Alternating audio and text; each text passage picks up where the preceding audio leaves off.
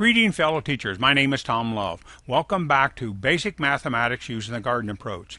This session will be on word problems, but these particular word problems will be more of a problem-solving nature as opposed to the initial set of word problems. The initial set of word problems were on numbers, decimals, proportions, and percents, and those word problems augmented the particular computational problems. Now, these word problems will be word sentences that need to be changed into a symbolic representation so that the problem of the given to us in a word sentences will be able to be solved. Well, let's take a look at these word problems. Now, word problems in word sentences need to be changed to some kind of visual representations for easy solutions.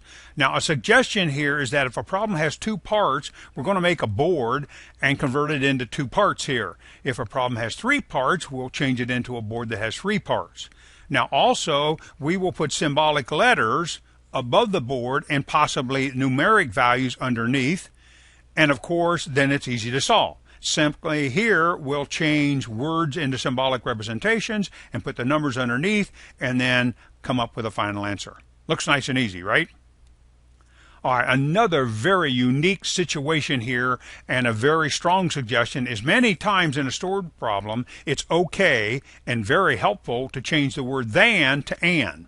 Now, let me help you with this situation here. If we have a weight 1 and it's 3 feet less than twice weight 2, that can be changed very easily to 3 feet less and twice weight 2. And you see here, it is twice the other one, but it's 3 feet less and twice the other one. All right, now let's try this one. A height is 5 feet more than half height 2. All right, where basically we can change it to and one of the heights would be 5 feet more and half the other one. All right, well, do you see this one is half that one and it's 5 feet more. Notice that this is twice this one, where this one is half that one, and we arrange the symbols as the words come up in the sentences. All right, let's start out with this nice, easy problem, and the primary focus of this easy problem, which we will do again, will be to change the word sentences into a symbolic representation. Now, a 10-foot board is cut into two pieces, so we've got the situation here. Each piece is exactly the same length, and that's very important for the students to realize that this X and X means they're exactly the same length. So we combine those and we have two X's, and I say to myself, what can I multiply times 2 and get 5, and that would be 10, and of course I put the numbers underneath, and 5 plus 5 is 10, and down here do you see I've represented the final answer and checked it. Nice and easy. Okay, now a little bit more difficulty here. A 15-foot board is cut into two pieces. All right, you see I've represented the two pieces here, and one of the pieces is 3 feet more and the other one. So do you see here it is the other one, but it's 3 feet more and the other one. Okay, now here we combine everything up there and we have 2x's plus 3. Now what can I add to 3 and get 15? That would be 12. So what can I multiply times 2 and get 12? And that would be 6. So I've got 6 plus 3 here and 6 here, so 9 and 6 is 15. It checks everywhere we want it to check, and it looks very good. All right, now a 21-foot board is cut into two pieces. All right, and you see here we've got it all set up. All right, one piece is twice the other one. Okay, that's something similar that we've talked about previously. But you see right here, this represents twice that one. So whatever this one is, this one's 2 times it. All right, so I combine those and I get 3x's. All right, and then basically 3x's equal a 21-foot board. Now what can I multiply times 3 and get 21? That would be 7. Okay. And then, of course, I have 7 plus 7 and 7, and 3 7s give me 21, and it checks all over the place. All right, now the last problem. This fourth problem is kind of like the product of all that we have learned so far in the previous 3. Kind of puts everything together and really tests ourselves. We have a 28-foot board cut into two pieces. Well, here's my board into two pieces. Now, one piece is 4 feet more and twice the other one. So do you see it is twice the other one, and it's 4 feet more. Really all puts together, doesn't it? All right, now I combine all that, and I have 3x plus 4. what can I add to 4 and get 28? That would be 24. Now what can I multiply times 3 and get 24? And that would be 8. So I go up here and I have 8 plus 4, and that's 8. So over here I have 16 and 4 is 20, and the 8 gives me 28, and down here it all double checks too. So it looks nice, neat, and easy. Nice package.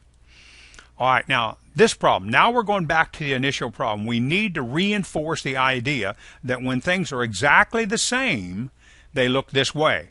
A 14-foot board is cut into 2 pieces, and we've got a board cut into 2 pieces. Each piece is exactly the same length. All right, now this is the way they look if they're the same.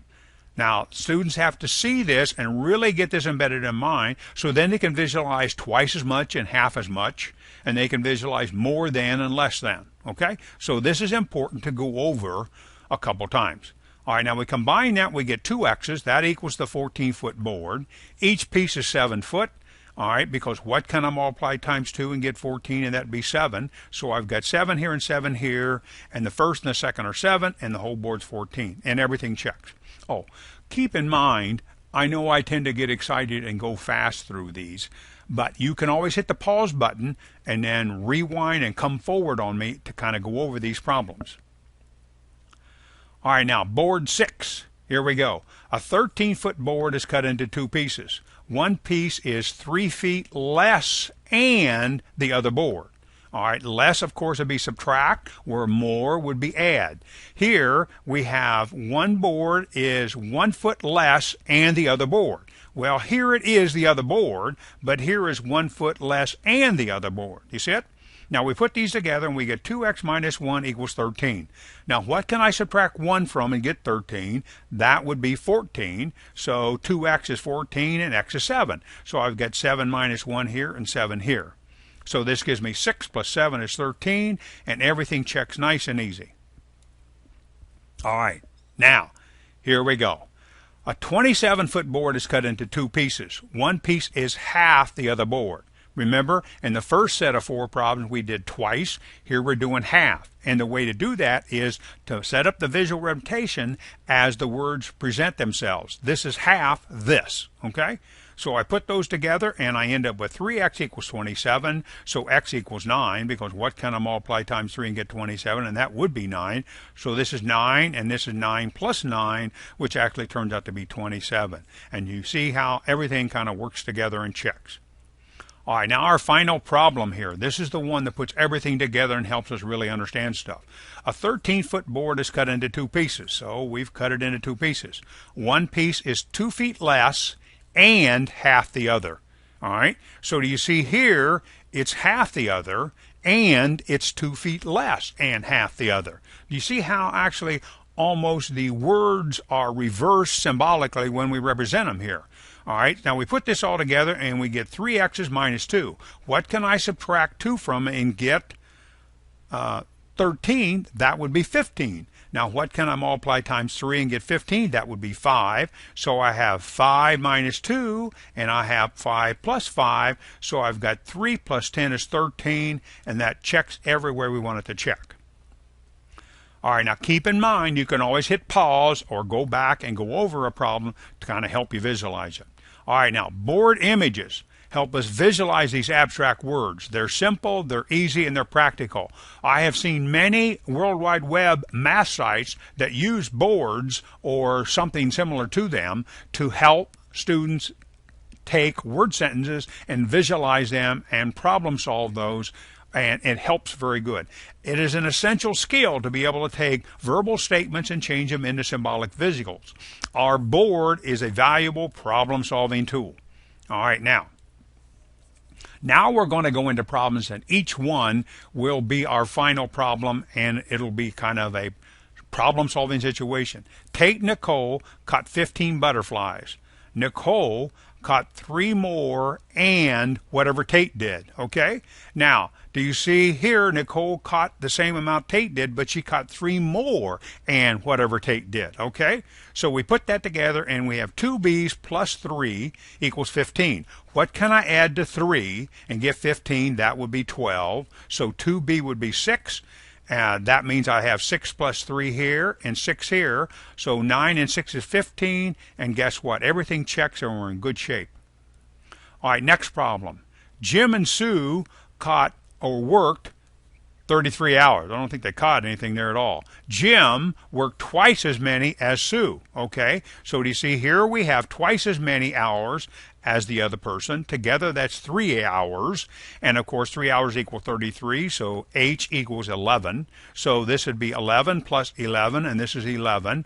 And you see how we represent one was twice the other. So Jim worked 22 and Sue worked 11, and it all checks out. Now the next one. Pete and Jan. Pete and Jan created 28 posters. Jan made 4 more and twice as many as Pete. Well, do you see here where Jan did do twice as many and 4 more? Okay, so we put all that together and we end up with 3 P's plus 4 equal 28. Now, what can I add 4 to and get 28? That would be 24, so P is 8. So that means up here I've got 8 plus 4, and then this is 8. So over here I have 20, and then the 8 gives me the 28. And everything checks and works out very good. It is important. Students will get so good at these they won't want to write down all the work, and that's very essential for them to do that. Because as a professional, any work done to manufacture or create products, other people need to check your work. All right, the next problem. Angie and Dan together scored 13 points on a quiz. I guess this is a collaborative type quiz. Dan scored 1 less than Angie did, okay? Now, do you see here, they would be the same, but Dan scored 1 less than whatever Angie did. Okay, we put this together. We have 2p minus 1. All right. Now, what can I subtract 1 from and get 13? That would be 14. So that means that what can I multiply times 2 and get 14? That would be 7. So actually, I have 7 minus 1 up here, and I've got 7 here, and 6 and 7 is 13, and everything checks out. All right, next problem. Diane and Steve have 27 baseball cards. Diane has half as many cards as Steve. Well, we need to really reinforce this twice as many and half as many. And right here we have a nice problem where we have half as many. So 3C, C representing cards. What can I multiply times 3 and get 27? That would be 9. So this is 9. This is 9 plus 9. So I have 9 plus 18, and that's 27. And we see everything checks out. All right, next problem. Lori and Jerry have 13 antique cups, okay? Maybe coffee cups, something like that. Lori has 2 less and half as many cups as Jerry. Well, okay, Lori, do you see, has half as many, but she has 2 less and half as many. So I put those together and I get 3C minus 2 equals 13. Now, what can I subtract 2 from and get 13? That would be 15. So 3C, what can I multiply times 3 and get 15? That would be 5. So do you see up here I have 5 minus 2 and 5 plus 5, and I end up with 13 cups. Everything checks and works out real nice and easy. All right, now, in conclusion, after a whirlwind set of problems, we did 4 that were strictly boards, very simple and very easy. And we used the word twice as many and more. Then we did 4 boards that used the words half as much and less than. Then we learned how to represent them. Actually, 2 times did we represent and show a problem that was exactly the same. That's critical that students have that embedded in their mind, because if they know when 2 things are exactly the same, they know how to make them more than and less than, twice as many as half as many. Then, of course, we put all that knowledge together in the last 8, which really were just a combination of all those different things. And the last 2 were super, because the last 2 had that 2/3 and 3/5, which really got me excited, and I hope I do. Now, I know this is a lot in one session, but go over this, folks. If you get it down and take your time and have the students do this, they can have success with story problems or word problems. Now, it won't solve all of them, but we have to start somewhere, and this is a good place to start.